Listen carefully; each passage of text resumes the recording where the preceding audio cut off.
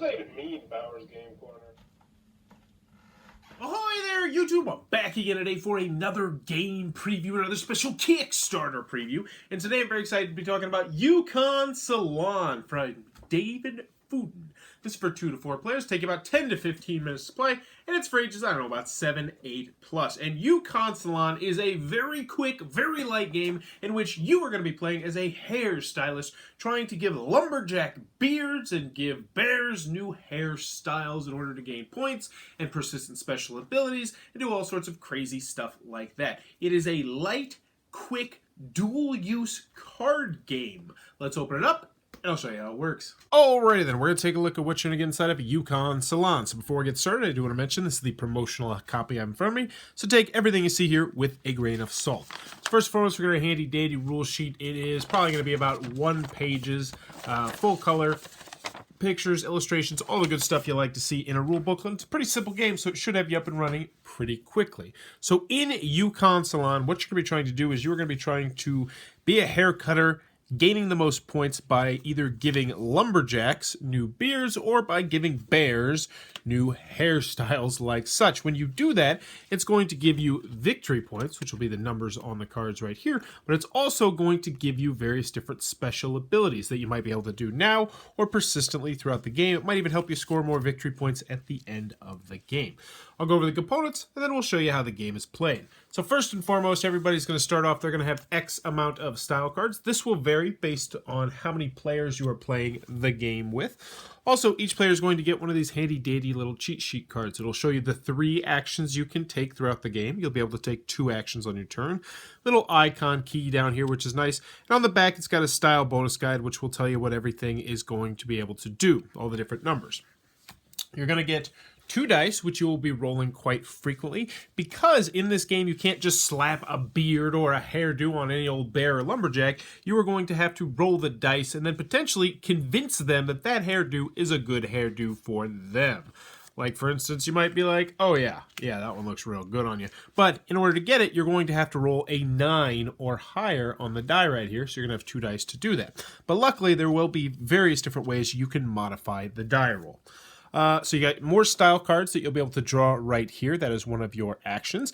And then you will have more clients. And this is how the game is going to end eventually, is when the salon does not have any more bears or lumberjacks in the middle. That will trigger the end of the game. Everyone will get 1 more turn, and then the game will be over. So let's show you how the game works by going over the 3 different actions. So the first one, pretty self-explanatory, seat a client. You're going to take one of these 4 guys out here, or I guess these are ladies, Doris and Hazel, and you're going to set them down in front of you right here. This is your salon seat. You can only have 1 person in front of you at a time, unless of course you get a modifier which will allow you to seat more than one. So let's just say we'll take old Pancake Billy right here and we'll put him right in front of us. This immediately gets replenished, and then we can take our second action. Now, we could seat another client, but it wouldn't make much sense because then we would just lose Pancake Billy and get, maybe Naughty Pierre over here. Ha ha ha. So let's take a look at the other 2 actions. The most likely one would be to style a seated client. Add 1 to your roll per card discarded. But I'll tell you how that works in a second. So right now, we'll go ahead and we'll say, you know what, I think this would look good on you, buddy. So we will give him the boogie. So we have to roll higher than a 7. So let's see if we can do it. We did not do it. So we have a couple options right here. First and foremost, we could just grin and bear it, lose our style card, and push forward. That would be the end of our turn. Or if we are not happy with that, we could discard cards from our hands to bump this up to 7. Since we rolled a 4, we could discard 3 cards, and then bada boom, we would be good. So let's just do that. We'll discard these 3 cards right here, and then we've convinced him that this is good for him. Now, we can take a look down here at the bottom, though, and see that now we get +1 action this turn. So we have an additional action. So we'll set this over here in our score pile. We'll set it right there. And our next action, we'll go ahead and grab Naughty Pierre. So he also can be seated in front of us. And now that would be the end of our turn. So let's pretend it gets back to us, and we have 2 more actions that we can do. The next action, the final action that you can do, is draw a styled card. This is pretty self-explanatory. You just draw a styled card. However, throughout the game, you are going to have certain various different special abilities that you can unlock that will give you more cards when you draw. So you might, instead of drawing one card, might be drawing 2 cards or 3 cards. Or this guy, he's going to give you +1 to all your rolls, which means it's going to be easier to convince people to that they look good. So we drew a card. We got Pierre sitting here. So let's go ahead and take our next turn, which is we're going to try and style Naughty Pierre, and we're going to need a 7 right here. So let's roll up the dice and see what happens.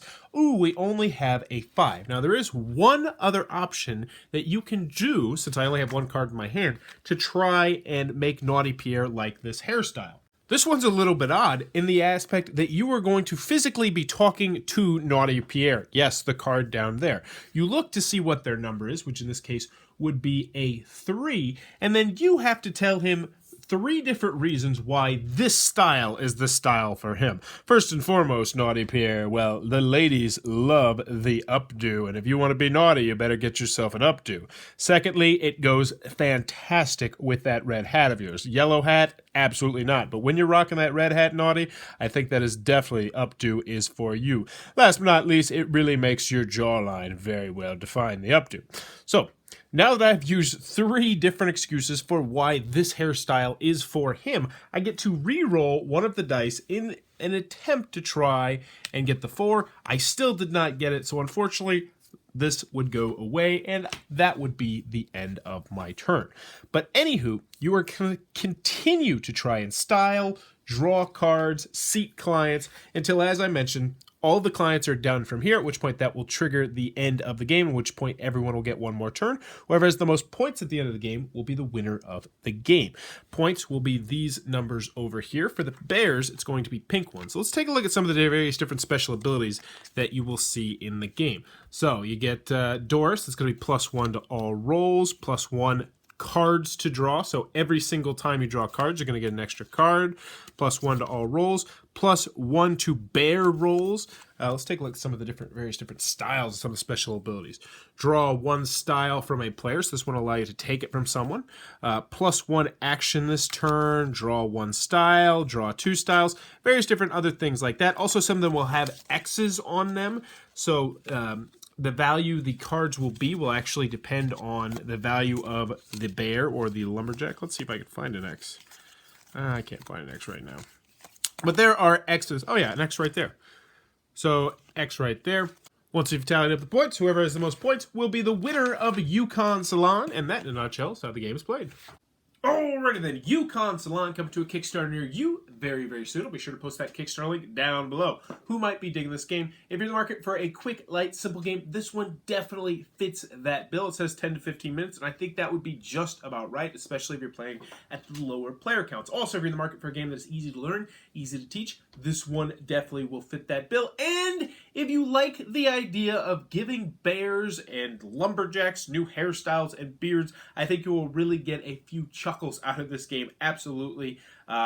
Just putting on the hairstyles on the various different animals and lumberjacks is pretty funny, and saying the names and getting into the game. It asks you to talk to the cards, which a lot of people are not going to be a fan of. But if you are the kind of person that is a fan of that and you think your group will as well, this can be a very hilarious game, as each person is going to be trying to figure out a different way to talk to, you know, Naughty Pierre or Hambone Jones and tell them why this really absurd beard is what is for them. But that is Yukon Salon. If it looks like it might be your cup of tea, be sure to check out that Kickstarter link down below. If you enjoyed this preview, please be sure to click on the subscribe button down below and in the comments below. Let me know who wins in a fight. 8 lumberjacks versus 1 grizzly bear. Giant grizzly bear, full grown, 300, 400, 500 pounds versus 8 grown lumberjacks. No weapons, no tools, mano a mano, hand to hand. Who wins the fight?